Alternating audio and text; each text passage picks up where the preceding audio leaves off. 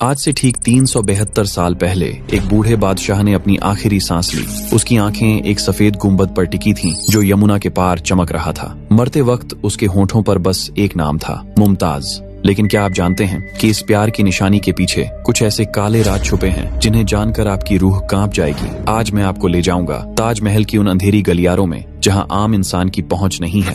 इस वीडियो को बनाने में हमने 1 महीने लगाए हैं, पुराने फारसी दस्तावेजों को पढ़ा है और उन लोगों से बात की है जो रात में ताज की सुरक्षा करते हैं। अगर आप इतिहास की इन डरावनी सच्चाइयों को जानना चाहते हैं तो अभी लाइक बटन दबाइए, चैनल को सब्सक्राइब कीजिए और घंटी को भी दबा दीजिए, क्योंकि जो आप आज सुनने वाले हैं वो किसी किताब में नहीं मिलेगा। रहस्य नंबर 1, वो रात जब शाहजहां ने बनवाया खून का नक्शा। सन 1631 की एक बरसाती रात बुरहानपुर के महल में एक औरत दर्द से कराह रही थी। 14वीं बार मां बनने जा रही थी मुमताज। लेकिन इस बार कुछ गलत हो गया। खून, चीखें और फिर सन्नाटा। शाहजहां के हाथ में बस एक ठंडा जिस्म रह गया। कहते हैं उस रात बादशाह 3 दिन तक अपने कमरे से बाहर नहीं निकले। लेकिन चौथे दिन जब वो निकले तो उनके हाथ में एक नक्शा था, खून से लिखा हुआ नक्शा। किसी ने नहीं देखा वो नक्शा क्या था, लेकिन अगले ही हफ्ते आगरा से आदेश आया कि यमुना किनारे की जमीन खाली करवाई जाए। वहां रहने वाले सैकड़ों परिवारों को रातों रात बेघर कर दिया गया। एक बूढ़ी औरत ने विरोध किया था। अगली सुबह उसकी लाश नदी में मिली थी। आज जहां ताजमहल खड़ा है, क्या आप जानते हैं वहां पहले क्या था? कुछ पुराने दस्तावेज कहते हैं कि वहां एक प्राचीन मंदिर था जिसका नाम था तेजो महालय। जयपुर के महाराजा जय सिंह की संपत्ति थी वो। लेकिन एक रात सब कुछ बदल गया। अगले दिन जब राजा के आदमी वहां पहुंचे तो जमीन पर बस खून के निशान थे। मंदिर के पुजारी गायब थे। शाहजहां ने उस जमीन पर कब्जा कर लिया और शुरू हो गई एक ऐसी इमारत की कहानी जिसमें मोहब्बत से ज्यादा खून था। रहस्य नंबर 2,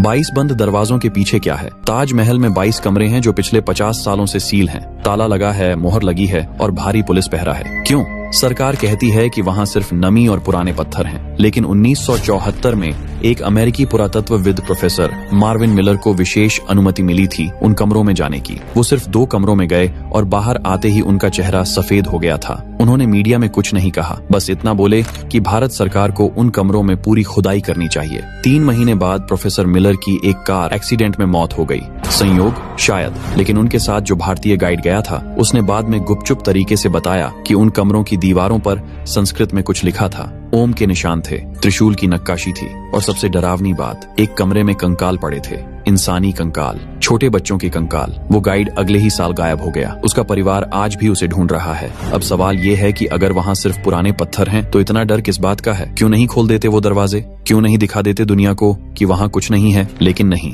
दरवाजे बंद हैं, होंठ सिले हुए हैं और सच दफन है उन काली दीवारों के पीछे। रहस्य नंबर 3, जिस रात ताजमहल का रंग लाल हो गया था, अगस्त 1977 की एक पूर्णिमा की रात आगरा में तूफान आने वाला था। आसमान में बादल गरज रहे थे। रात के 2 बजे अचानक ताजमहल के पास रहने वाले लोगों ने देखा कि सफेद गुंबद लाल हो गया है, खून जैसा लाल। लोग डर गए। कुछ लोग बाहर निकले तो देखा कि पूरा ताजमहल एक अजीब लाल रोशनी में नहा रहा है। चमगादड़ों के झुंड चीख रहे थे, कुत्ते रो रहे थे और फिर एक तेज आवाज हुई जैसे कोई औरत चीख रही हो। सुबह जब पुलिस ने जांच की तो कोई जवाब नहीं मिला। वैज्ञानिकों ने कहा कि ये बादलों का रिफ्लेक्शन था। लेकिन स्थानीय लोग आज भी कहते हैं कि उस रात कुछ गलत हुआ था। कुछ लोगों ने देखा था कि ताज की छत पर एक सफेद साड़ी में एक औरत खड़ी थी। उस रात के बाद से हर पूर्णिमा पर सुरक्षा गार्ड ताजमहल के अंदर अकेले नहीं जाते।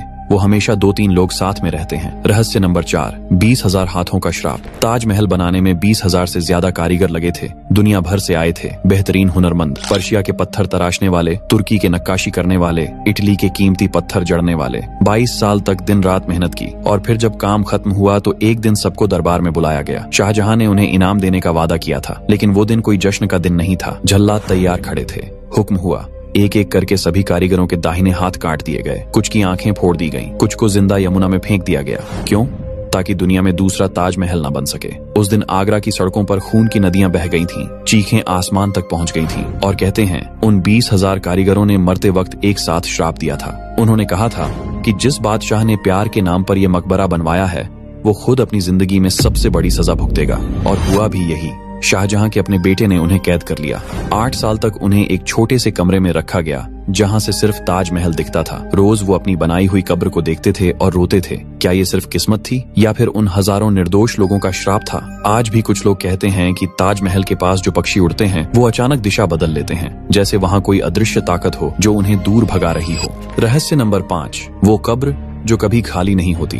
ताजमहल में 2 कब्रें हैं। ऊपर मुख्य हॉल में 2 नकली कब्रें दिखाई जाती हैं, जिन्हें सेनोटाफ कहते हैं। असली कब्रें नीचे तहखाने में हैं। लेकिन यहाँ एक अजीब बात है, तहखाने में जाने की इजाजत बहुत कम लोगों को मिलती है, और जो लोग गए हैं उनमें से कुछ ने एक डरावनी बात बताई है। मुमताज की कब्र के पास हमेशा ताजे फूल मिलते हैं, ताजे, जबकि वहाँ कोई जाता नहीं है। सुरक्षा गार्ड ने बताया कि एक बार उन्होंने सुबह 4 बजे तहखाने में चेक किया, वहाँ कोई फूल नहीं था। फिर दोपहर को दोबारा गए तो कब्र पर चमेली के ताजे फूल रखे थे। किसने रखे, कैसे रखे, कोई नहीं जानता। 1989 में एक फ्रांसीसी फोटोग्राफर को विशेष अनुमति मिली थी तहखाने की फोटो खींचने की। उसने अपने कैमरे में कुछ ऐसी तस्वीरें कैद की जो आज तक प्रकाशित नहीं हुई हैं। उसने बाद में एक इंटरव्यू में बस इतना कहा था कि कुछ चीजें कैमरे में नहीं आती। उसने कहा था कि तहखाने में एक अजीब ठंडक थी जो सिर्फ कब्र के पास थी, बाकी जगह नॉर्मल तापमान था, और उसने महसूस किया था कि कोई उसे देख रहा है, कोई जो दिखता नहीं था लेकिन था वहाँ। उस फोटोग्राफर ने दोबारा कभी भारत नहीं आने की कसम खाई। रहस्य नंबर 6, मीनारों में बंद आत्माओं की कहानी। ताजमहल की 4 मीनारें हैं। हर मीनार की ऊंचाई 40 मीटर से ज्यादा है।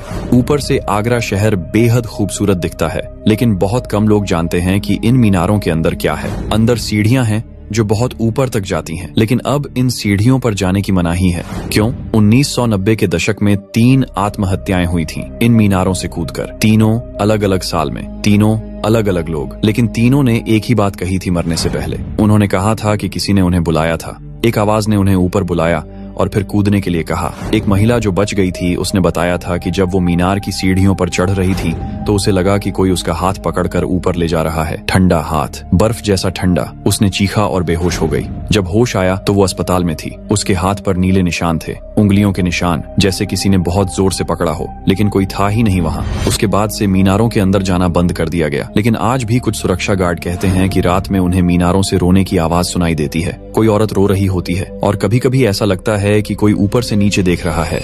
रहस्य नंबर 7, शाहजहां का वो आखिरी खत जो कभी नहीं भेजा गया। शाहजहां की मौत से एक दिन पहले उन्होंने एक खत लिखा था। ये खत औरंगजेब के लिए नहीं था, ये किसी और के लिए था, लेकिन वो खत कभी भेजा नहीं गया। शाहजहां के मरने के बाद जब उनका कमरा साफ किया गया तो वो खत तकिए के नीचे से मिला, फारसी में लिखा हुआ, खून से लिखा हुआ। उस खत में लिखा था कि ताजमहल के नीचे एक गुप्त कक्ष है जहां असली खजाना दफन है, लेकिन उस कक्ष में जाना बेहद खतरनाक है क्योंकि वहां एक श्राप है। जो भी उस खजाने को छुएगा वो 7 दिन में मर जाएगा। शाहजहां ने लिखा था कि उन्होंने खुद वो खजाना वहां रखवाया था और फिर उन सभी मजदूरों को मरवा दिया था जिन्होंने वो कक्ष बनाया था। उस खत में एक नक्शा भी था, बहुत पुराना और धुंधला।